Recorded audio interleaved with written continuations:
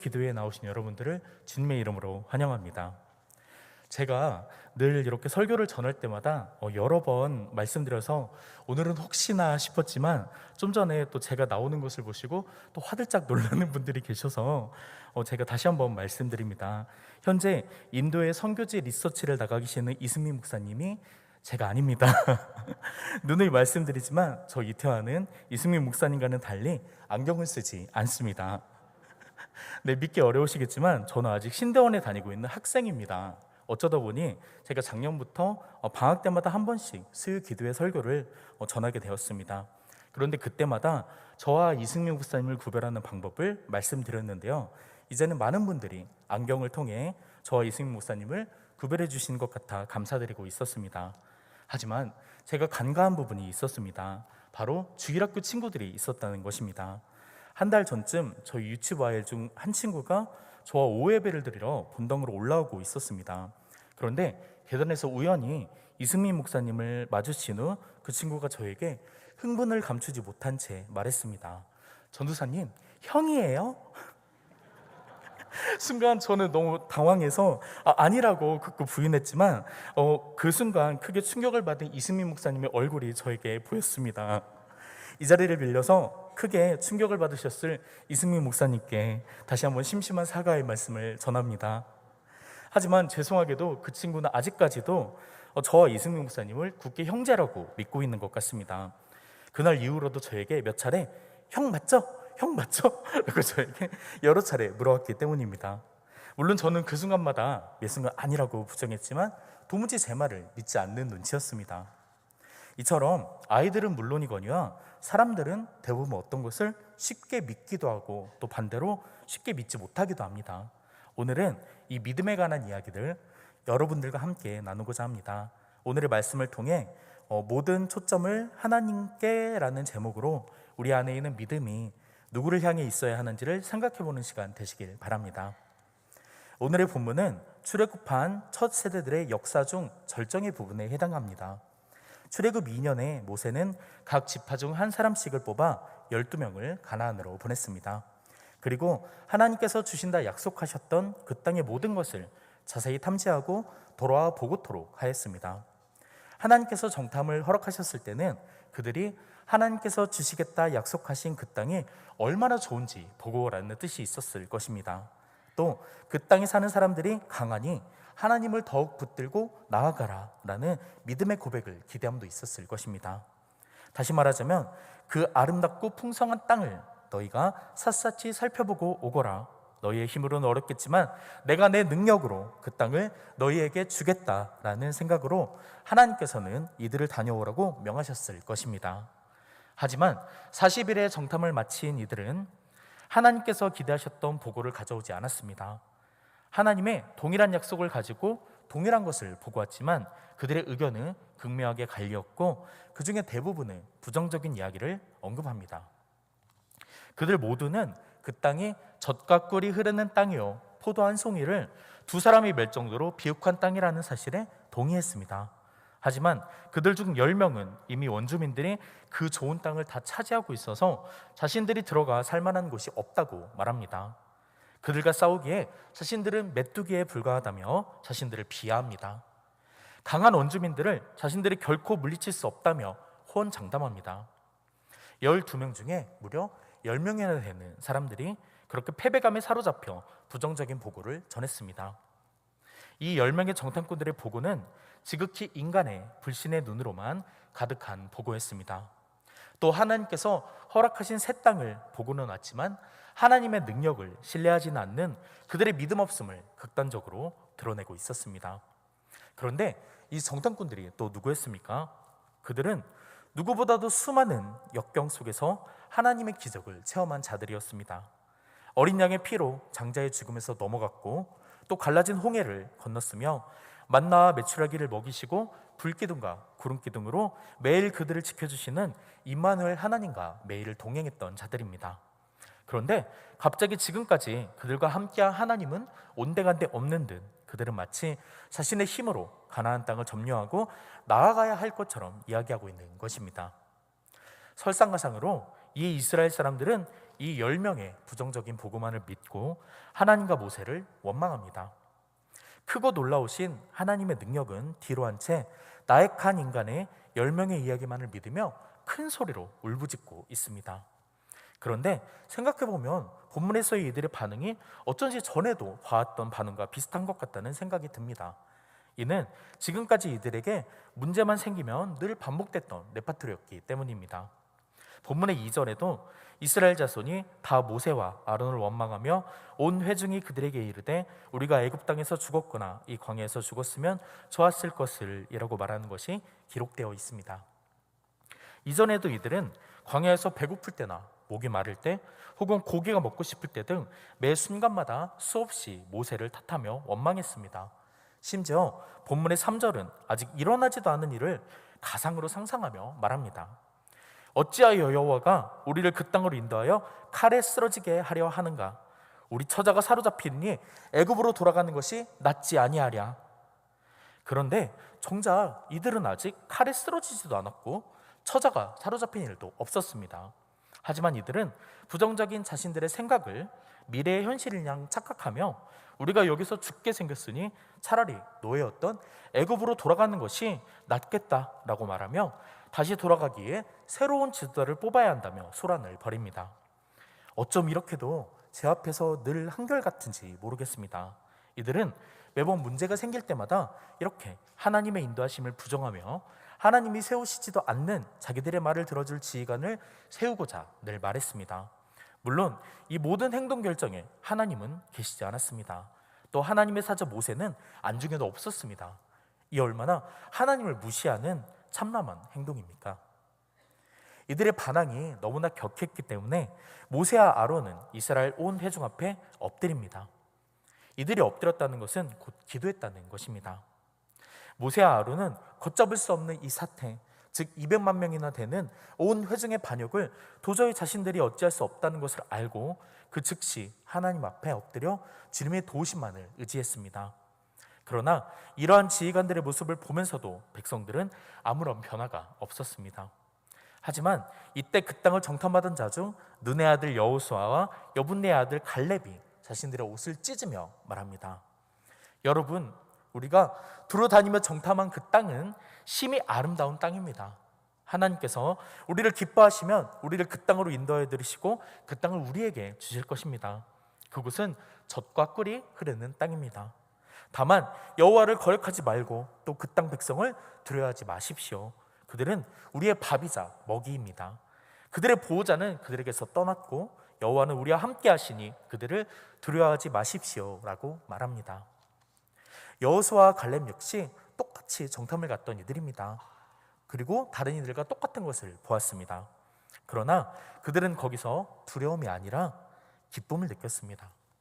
장대한 족속, 견고한 성읍보다 그 땅의 비옥한 땅과 커다란 포도들을 보며 하나님께서 예비해 주신 그 땅의 아름다움을 느꼈습니다.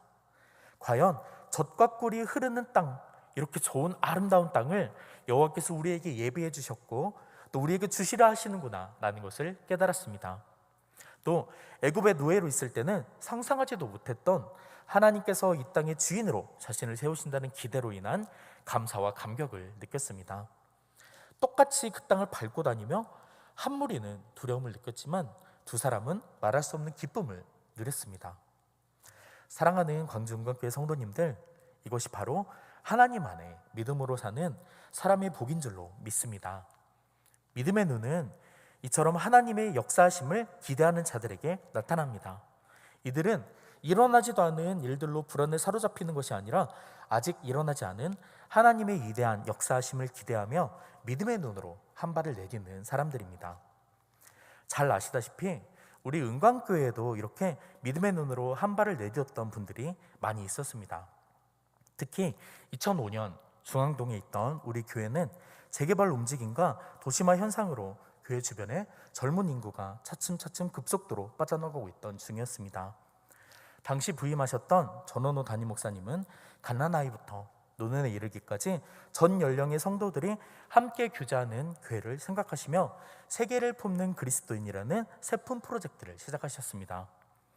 그리스도를 본받아 섬김과 희생을 아끼지 않는 리더들을 키워나가기 위해 만들어진 사람을 키워서 하나님 나라를 확장시킨다는 슬픈 프로젝트는 2006년 대학 청년부 10명의 태국과 캄보디아 정탐 여행을 시작으로 지금까지 비전 투어, 영어 캠프, 단기 선교, 캄보디아 정찰 등 여러 가지 60여 회가 넘는 선교를 벌여왔습니다.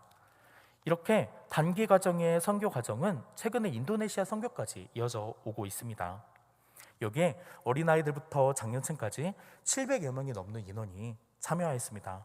또 학교와 가정과 교회가 협력해서 균형 잡힌 교육을 해야 한다는 마음으로 세품 기독학교를 설립하였고 오늘날까지 그 학교가 명맥을 유지하고 있습니다. 2006년엔 20년, 30년 후에 우리 교회를 준비하자는 계획으로 노후화된 교회 재건축, 지역 재개발이라는 의견이 생기면서 투표로 제2성전부지인 수안지구 확보가 결정되었습니다. 당시 교회에선 신규 개발 택지인 수안지구 내에 열병합 발전소 인근 정교 부지를 확보하고 또 그 부지 확보를 위해 정교인들이 한마음 한뜻으로 8주 동안 새벽 예배를 비롯한 기도 운동에 총력을 기울였다고 합니다. 그렇게 2007년 이곳이 단독 정교 부지로 낙찰되었고 2009년에 바로 이곳에서 건축 현장에서 내 귀빈들과 성도님들이 참여한 가운데 수안성전 신축 감사 예배가 드려졌습니다. 수안예배당 건축이 시작되면서 수안지구 및 인근 성도님들이 예배를 드릴 수 있게 광주은광교회 수안비전홀이 상가의 예배처로 마련되었고 새가족 교육과 또 가정중심 셀 예배가 활성화되면서 많은 새가족분들이 우리 교회에 정착하게 되었습니다.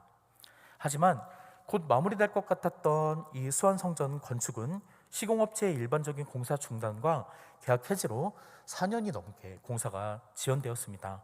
또 심지어 재판까지 해야 하는 과정을 겪었습니다. 그 사이 성도님들의 불신과 상처 또 갈등이 깊어지면서 많은 성도님들이 힘들어하기도 하였습니다. 그러나 2차 건축실행위원회가 조직되고 담임 목사님의 간절한 금식 기도와 매일 갔던 권사님들의 성도님들과 권사님들의 중보기도 또 이들이 건축 현장에 찾아가 뿌린 눈물 가득한 믿음의 기도를 하나님께서는 다 지켜보고 계셨습니다. 그렇게 2014년 드디어 첫 입당 예배가 드려졌습니다. 결국 믿음을 가진 이들의 기도와 헌신을 통해 하나님께서 우리에게 이곳에 수안지구의 새 땅을 허락하여 주셨고 또 이 땅을 차지하도록 허락하여 주셨기 때문입니다. 어떤 의미에서 보자면 당시 이곳에 계셨던 모두가 우리 교회의 가나안 입성을 직접 경험하신 분들이라고 말할 수 있을 것입니다.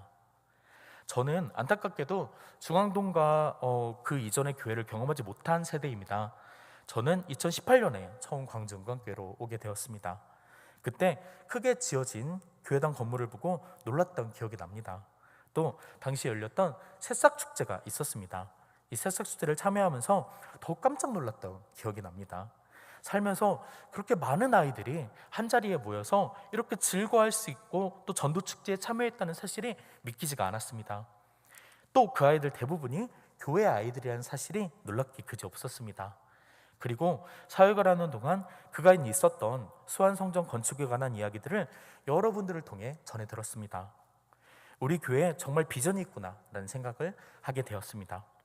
비록 코로나로 인해 교회의 많은 것들이 중단되었지만 우리 교회는 지금껏 단 한 번도 예배를 멈추지 않았습니다. 거리두기 강화로 교회에서 예배를 드릴 수 없었던 상황 속에서도 우리 예배는 늘 예배와 일상을 하나님께서 회복시켜 주시리라 믿으며 온라인 예배를 드리면서도 믿음의 끈을 결코 놓지 않았습니다. 현재 한국 교회가 위기라고들 말합니다. 그러나 이미 우리는 광복 이후 지금까지 5.18 등의 커다란 사건들을 또 크고 작은 위기들을 많이 겪어낸 전례가 있습니다. 저는 믿음의 눈을 가진 여러분들을 통하여 하나님께서 허락하여 주신 이 수안지구에서 다시 한번 회복과 부흥의 역사가 일어나리라 믿습니다. 다시 본문으로 돌아가겠습니다. 믿음의 눈을 가진 여호수아와 갈렙은 10명의 말만을 듣고 하나님을 원망하고 불평하고 울고 있는 백성을 향해 영적인 분노로 옷을 찢고 여호와를 거역하지 말라 외쳤습니다.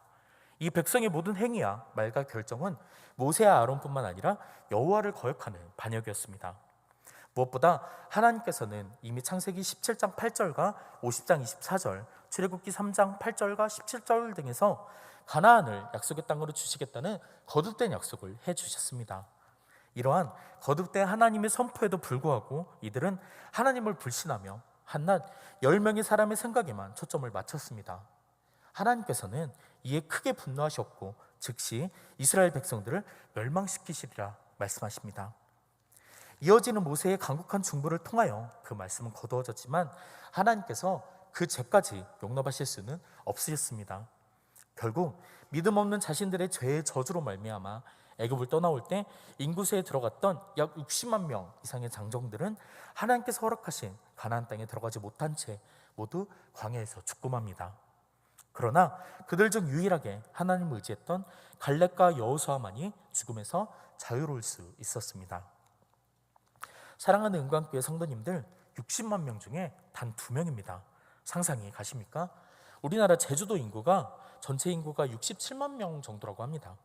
만약 30만 분의 1의 확률이라면 제주도 총 인구의 단 2명만이 하나님의 선택을 받고 살아났다는 것입니다.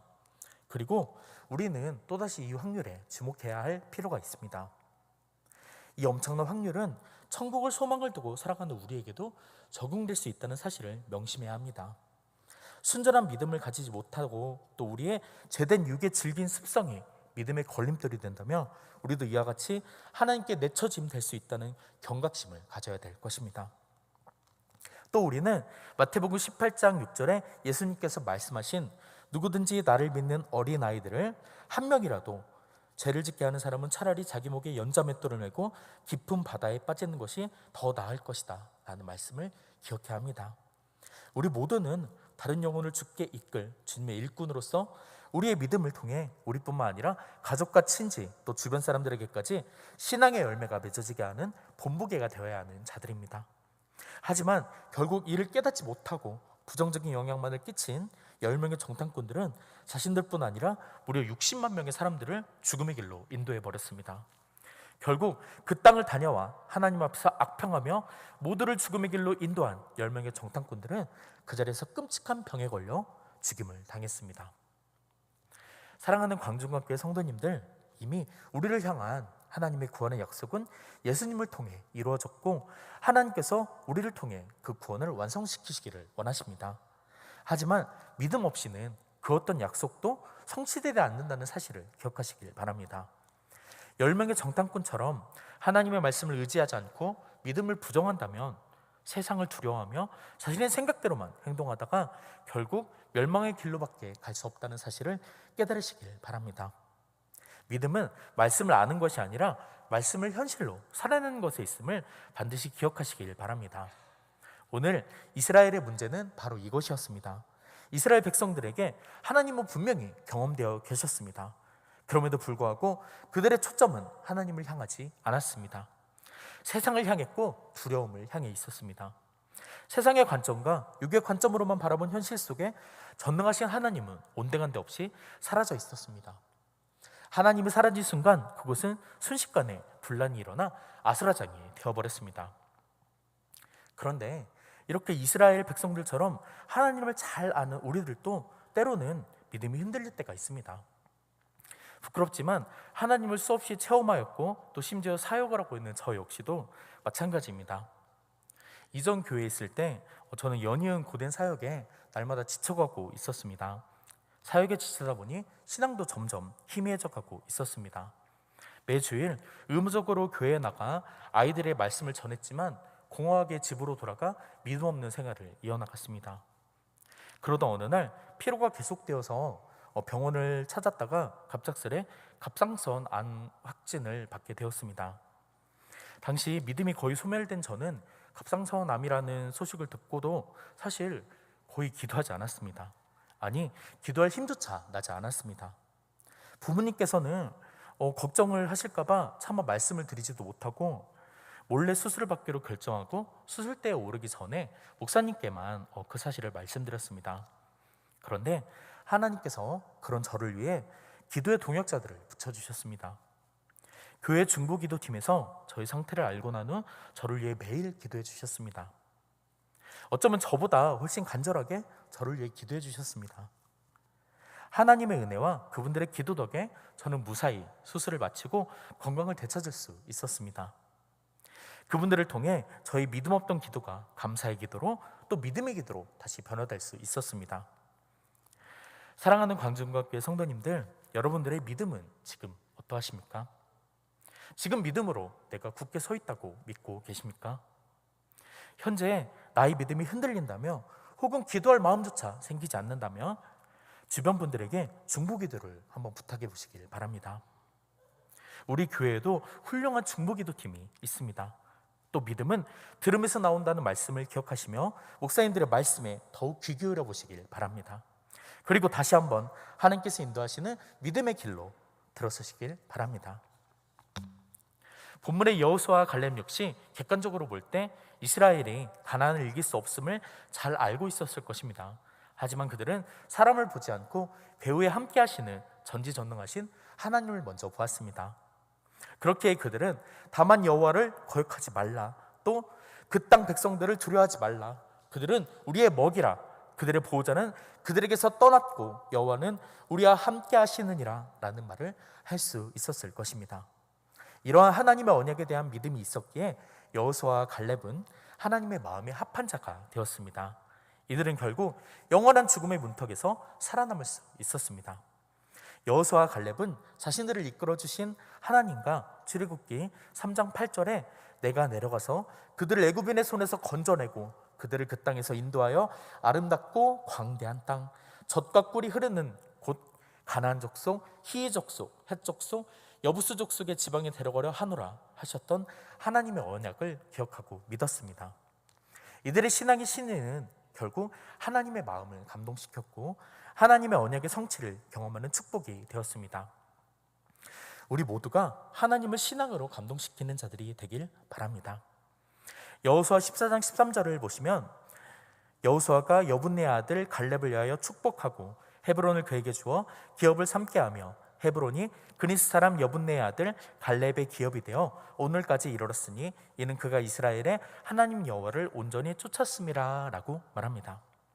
결국 여호수아와 갈렙은 하나님 여호와를 온전히 쫓는 믿음으로 가나안 땅에 입성하게 되었고 약속의 땅을 분배받았습니다. 하나님의 전지전능하심을 통해 그들은 다들 불가능하다고 생각했던 아낙 족속을 쳐부수고 거인 족속 헤브론까지도 손쉽게 정복할 수 있었습니다. 사랑하는 광정교회 성도님들, 성경은 이렇게 믿음으로 승리한 이들의 역사를 기록하고 있습니다. 무엇보다 우리 예수님께서도 사망 권세를 물리치시고 부활하심으로 사단을 이기고 승리하셨습니다. 우리 역시 부정적이고 불안을 가져오는 사단의 유혹을 과감히 떨쳐버리시고 예수님의 이름으로 모든 일을 할 수 있다는 확고한 믿음을 가지고 승리해 나갈 줄로 믿습니다. 이 확실한 믿음을 가진 그리스도인은 언제나 천국을 소망하며 평안에 가득 차 있습니다. 그러나 근심하고 탄식하고 비관하며 불신에 가득한 이들은 10명의 정탐꾼들처럼 사단의 일들을 도모하며 멸망으로 우리를 인도합니다.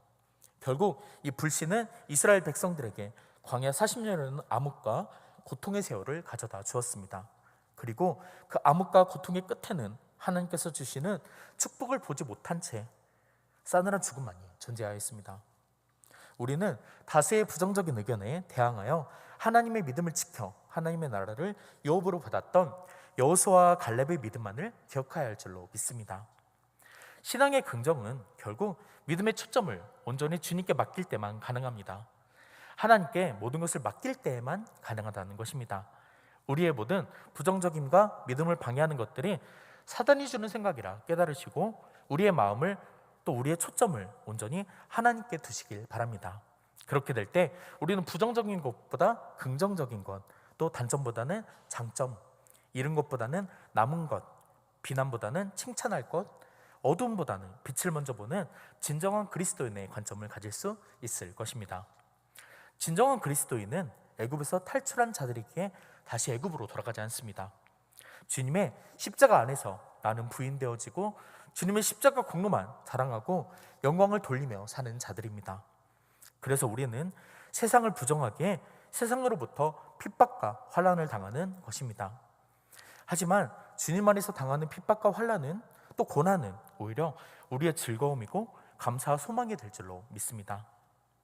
오늘도 주님은 자기 백성들을 십자가 아래 모아 세상과 세상이 주는 좋은 것들을 부정하게 하십니다. 그리고 우리에게 약속한 가나안 땅인 천국을 향하여 믿음으로 질주하라 명령하십니다. 오늘 이 자리에 나오신 광주 은광교회 성도님들 모두가 진정한 믿음을 가진 그리스도인으로 거듭나시길 바랍니다.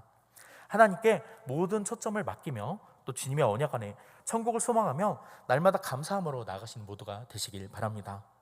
또 주님의 십자가 공로와 주님의 거룩한 보혈을 자랑하며 사는 복을 누리시기를 바랍니다. 그리하여 60만 명을 죽음으로 몰고 간 10명의 다수가 되지 말고 30만 분의 1의 확률이 되었던 소수의 신앙을 본받으시길 바랍니다. 좁은 문을 사모하며 오로지 빛이 되신 예수 그리스도만을 바라고 또 말씀을 듣고 말씀으로 변화되며 믿음으로 승리하며 살아가시는 여러분들이 되시길 진심으로 바랍니다. 사실 제가 이 설교를 준비하면서도 저희 믿음 없음을 수없이 느꼈습니다. 수없이 도망치고 싶었습니다.